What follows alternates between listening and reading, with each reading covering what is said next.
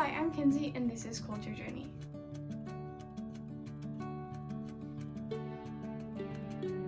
I feel like this can be a really funny video, but also a very serious and personal video for me. So I just hope that you all can learn something in some way, shape, or form, and enjoy this video. So, number one, probably what you all think about is confusing languages. And honestly, I don't think it happens quite as much as people might think sometimes, but sometimes it does happen. And I think most often you're speaking a language and you're looking for a word and it just comes in every language except for the one you're speaking and like trying to get it in. And that's hard, and like things can be confusing. And I think the biggest thing for me was when I was learning a bunch of languages, I would have thoughts in so many languages.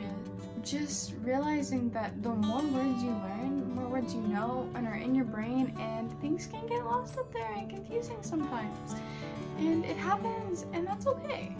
Because honestly, people forget words in their native language and can't express themselves. So it's fine if it happens in other languages. And the fact that you can think of 5 synonyms in different languages for the word you're missing is awesome. Okay, a big one that I just kind of hate is having to translate my thoughts. So people who are beginner learning languages have to translate their thoughts to different languages. And like, honestly, you want to get away from that as soon as you can. You just start thinking in that language. But then when you can think in a bunch of languages, then you're not thinking in the language that you need to be speaking, and it gets annoying. Like, I don't want to have to translate my thoughts. That's why I love talking to people who I can say whatever I want, because they're going to understand whatever language comes out of my mouth. And especially when I'm tired, it's like, man, I don't want to translate. And the worst part is when you translate your thoughts, but they don't make sense because of how the languages vary. One day I said, how's the climate? That doesn't make sense. Climate and weather aren't synonyms. But I was thinking in Spanish, ¿qué tal el clima? So obviously my brain just thought, oh, how's the climate? And it was rough. Number 3, wanting to speak a language, but having no one around to speak it with. I often end up speaking to myself, and this drives people crazy because they can't understand me. And they're just like, quit speaking French, Kinsey. And it's like, I want to, okay? Sometimes I just want to speak a random language, whatever language I want. And when I can't do that, it makes me sad. It's like something's missing, like that part of me can't express itself. There's something missing. This problem is also very annoying.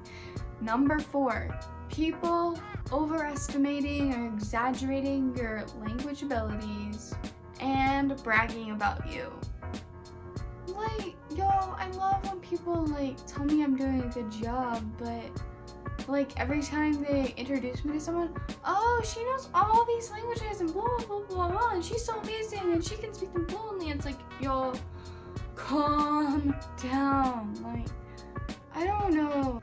It just kind of embarrasses me. And like, yes, I love languages, and I love like you telling other people about that. But y'all, I'm not a superhero. Like, it's just my hobby, and I love it. Okay, so for the people watching that do that, I just ask you to introduce me as someone who loves languages and is trying to learn multiple, and they can ask me from there.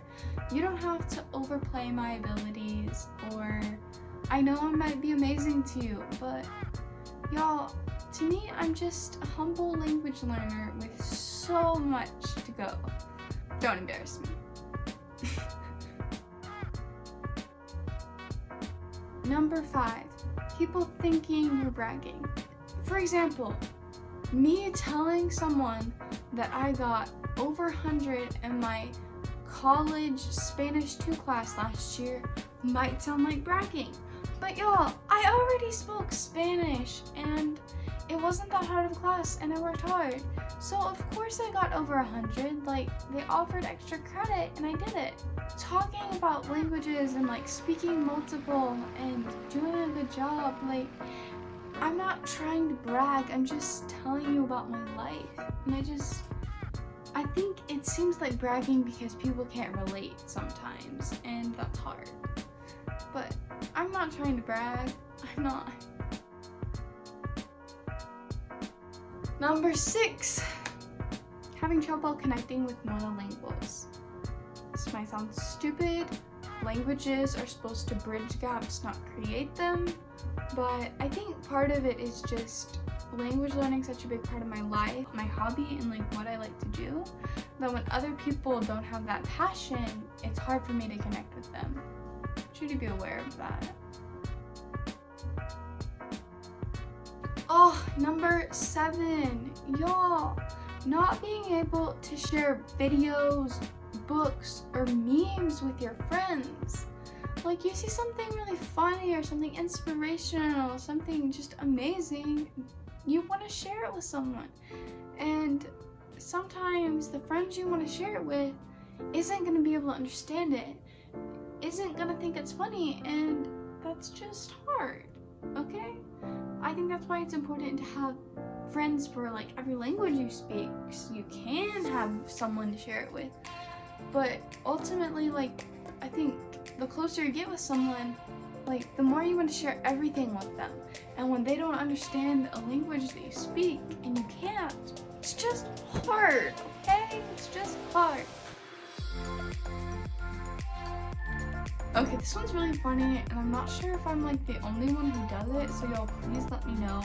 But number 8, thinking in one language, but then typing in another. This happens to me a lot, actually. And sometimes it's okay. I'm texting my bilingual friends, and I'm thinking, how are you? And como estas comes out on my thumbs, and it's like, okay, that's why I'll send it. And sometimes I do this and send it anyway, even though I know my friends aren't gonna understand, just because I'm lazy. But yeah, like, I don't know how my thumbs just have this power to translate.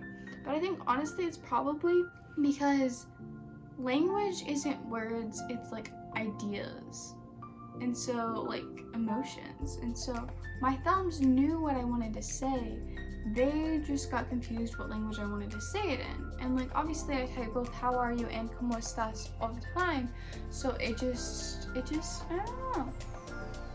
It's confusing and I don't entirely understand it, but it feels kind of like a superpower and a curse at the same time. So let me know if you have this too.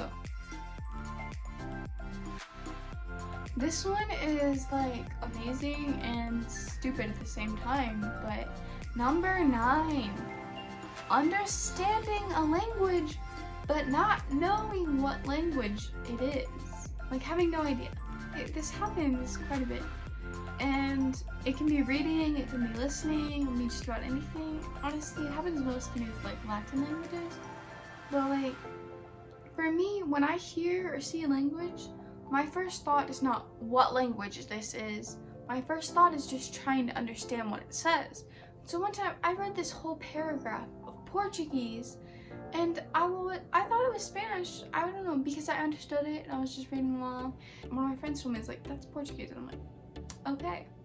And then like one time my friends were like trying to create this like Latin-based language and they're like made it up. And it was like resembled Spanish and they added things and whatnot and all this stuff. And I can understand it. It's like, that's weird because I have no idea what this language you're creating is, but I can understand it. And yeah, it's amazing what we can understand when we like just try to understand. Can you try to understand that? Just try. Okay, we've made it to number 10. I hope you're still here. Problem number 10 is other people not understanding the other 9 problems. I think sometimes knowing a bunch of languages is made out to be this some glorious polyglot thing, like, but y'all, the fact is, it comes with hard times and struggles, and sometimes you feel lonely, and it's not perfect. There's at least 10 problems, maybe more. I think so many people don't realize that. That's why I'm making this video, to help y'all understand. I struggle because people don't understand this. It's easy to make friends with people who understand what you're going through. And so I think that's why I love making friends with language learners. They understand these things, and it's amazing to be able to share your struggles with people. And so I hope that whether you're learning languages or not, you can understand these problems better and maybe help your friends out a little. You're like, you know what? I realize you're not perfect. I realize it's not easy for you, but I love you. Okay? Just encourage them. And I want to encourage you, keep learning languages. Don't let these things stop you. Just because you're different than everyone else, maybe doesn't mean that's a bad thing. Trust me, there's people across the world who understand. And even if they're not right there next to you, they're out there somewhere. Just gotta wait and find them. I hope those 10 problems didn't discourage you from learning a language, because being multilingual is awesome, and if you want, I can make a video about the perks of being multilingual. But basically, I hope that you join me on this language journey, and you can subscribe, and also if you want to be kind of more up to date with me, I have an Instagram account, culture_journey_. If you want to follow me there, that would be awesome. Tell me your problems, because obviously my multilingual problems may not be your multilingual problems. So share those down in the comment section, and have a wonderful day. Bye!